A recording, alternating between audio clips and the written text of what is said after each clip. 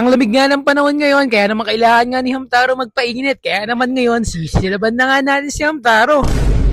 At pagkagising ko nga ngayong araw, ito nga bumungad sa akin. Paglabas ko nga, magkakasama na itong tatlo. Kahapon kasi, hindi pa nga sila good. Salamat nga pala kala Joshua at Kuya Tyson sa pagbibigay nga pala sa akin nung isang ngiti. Kaso nga ngayon, wala pa itong pangalan. Baka meron kayong maisip dyan. Suggest nyo naman sa comment section para makapili tayo. At panigurado nga, gutom na yung mga itik na to. Gawa ng dito nga, tingnan nyo sila nakabantay sa aking mga ibon. At tila minsan hindi siguro yung nagtataka kung bakit ito ay punong-puno ng pagkain, ba't sila ngayon wala pa. At pagsilip ko nga dito sa mga hamster nung aking kaibigan, laking gulat ko na nga lang kung bakit iisa na lang. Tapos yung dalawa, nawawala. Tatlo nga pala to. Nagulat na lang din ako bakit meron ditong kahoy. Panigurado nga, ginawa niya to kagabi. Pero since tapos na nga to nangyari na to at nakausap ko na nga siya, sabi nga niya, kaya doon niya nilagyan ng ganun, parang nga sa tubig. Doon yata niya kinapit yung tubig, kaso nga lang, late na. Dito nga, hinahanap ko yung mga hamster, baka nga dito nalibot o napadpad, kaso wala na rin. Hanggang sa ibaba nga dito, lahat ng pwesto talaga, hinagilap ko. Kaso wala na nga akong hamster na nakita. Ito na nga lang talaga nag-iisa na to ang natira. Isa nga pala tong common na hamster. At yung mga handfeed ko nga, nag-iiyakan na din, kaya naman pinakain ko na lang din sila dito. Kanya-kanya nga pala silang pwesto dyan. Tingnan nyo naman si Thunder, nandun sa loob ng parang bahay na yon. Tapos naman si Attack, nandito sa parang itlugan. Si Volt naman, nasa labas lang yan kasi ang haba na ng mga balahibo niya. Kumbaga, kompleto na, kaya na niya ilamig. At nang pupuntahan ko nga yung pan ko, para nga kumuha sana ng mga pagkain, ng aking alaga iguana, dito nga nakita ko si Penoy. At saka yung anak niya, na tamang inom nga lang dito. Ang kukuha na nga sana ako ng kangkong sa kanang Madre de Agua, nagulat na nga lang ako sa nakita ko. Sa tinagal-tagal ng panahon at pagkakataon na yun na nga lang ulit nagkaroon at pumasok sa portal natin. Nandito nga pala ngayon, masusubaybayan nyo ang pagbabalik muli ni Hamtaro. Isa nga pala tong micro hamster kasi kung makikita nyo, hindi siya ganong kalakihan. Kaya saktuhan lang yung laki niya, micro hamster nga yung ganito. Sa paghahanap nga ng hamster, ibang hamster ang nakita natin. Kakaiba, kumbaga rare. Kung tawagin nga to sa Taro Mansion, isa nga pala to na long-tailed rare hamster. Bago ko nga pala sikasuhin muna si Hamtaro ngayon, dito nga tinuloy ko muna yung pagkuha ng Madre de Agua na pagkain ng aking iguana. Dito nga pala, nakatubo lang to. Kaya anli lang din ang kuha ko dito hanggat kailangan nga ng iguana ko, mapapakain ko siya. Pati dito, may tumubo nga palang kangkong doon sa pan ko na natuyuan nga pala ng tubig. Pero buti na nga lang, may tumubo pang kangkong at nakakakuha nga ako dito. Sa araw-araw kasi kapag hindi nga ako nakabili ng pechay o pechay bagyo, ito nga yung pinapakain ko sa aking iguana. At okay naman to, napakarami nga palang nutrients na nakukuha niya dito. Sa Eggy nga pala ay araw-araw ko ding pinapakawalan. Pero binabantayan ko naman siya para nga maarawan siya. Dahil sa ngayon nga, maliit pa yung enclosure niya. Pero soon nga, mag-aayos ako na enclosure niya yung mas malaki at lalagay nga natin yon ng light na may UVA saka UVB. Para nga hindi na natin siya kailangan paarawan pa. At dito, nilagay ko na nga yung mga pagkain niya pagkahugas ko at pamaya-maya nga lang din, nakakatuwa lang at ang lakas nga niya kumain. Hindi ko na nga binuksan yung pinaka-enclosure niya para nga hindi siya may storbo sa pagkain niya. At laking gulat ko na nga lang, dito nga napakalamig nga pala ng panahon. Kaya naman bala ko nga si Hamtaro, painitan muna para masigan nga muna siya dito nang di siya lamigin. Kaso nga lang naalala ko, marami na naman nga magagalit dyan, hindi kasi nila alam kung gaano namiminsala yung mga ganitong klaseng hamster sa aming lugar. Pinapatay nga pala nito yung mga alaga o bibe, kinakain yung mga itlog sa negosyo namin. Kaya sige, sa ngayon, pagbibigyan natin sila, ako muna mag-a-adjust. Aalagaan muna natin ngayon si Hamtaro. Sakto nga lang din, may extra kulungan ng hamster dito. Dito ko na nga lang siya muna nilagay at panigurado maninibago nga siya dito. Pero all goods to, gawa na pwede rin siya mag-exercise nga pala doon. Kumuha na nga lang din pala ako dito ng Enerton para mapakain nga siya. Marami nga kasi itong klase ng mais, saka iba't ibang klaseng pellet at patutuwa nga panigurado to. Hindi niya nakakailanganin kumain ng mga itlog ng manok at bibe. Maski mga gamit namin, hindi na nga niya masisira ngayon. Dito nga kumain na agad siya. Tinanong ko nga pala yung normal na hamster dito kung gusto nga niya makapares si Hamtaro. Kaso nga lang, ayaw daw niya. Gawa nga daw na masyadong mataas na uri si Hamtaro at di nga daw siya papasa sa standards ni Hamtaro. Grabe talaga pagkarera nila Hamtaro, no? Pero pagsapit nga ng dilim, susubukan nga namin magalugog sa aming kabuguran para nga makita baka sakali yung mga hamster na nawawala nga kasi active sila sa gabi. At makatapos nga lang dito, pumunta nga pala ako kay Jollibee. Sa Jollibee San Rafael para nga mag-check ng mga bagong edition ngayon.